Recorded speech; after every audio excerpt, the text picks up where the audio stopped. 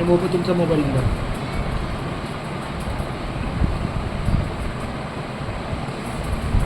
तुमचं नाव द्या. 15 तारीख स्कूल चालू होतं. केतन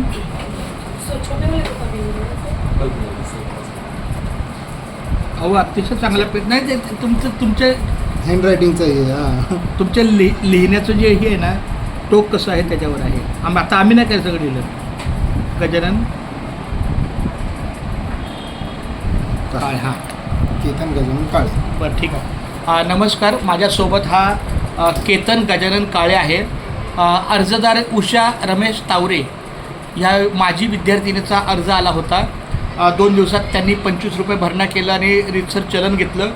चलन घेतलं त्याच्यावर आपलं दाखला लिहिला, परंतु दुर्दैवानं काही कौटुंबिक अडचणी असल्यामुळं तिला पण यायला जमलं नाही आणि तिचा जो भाऊ आहे प्रशांत त्याला पण यायला जमलं नाही.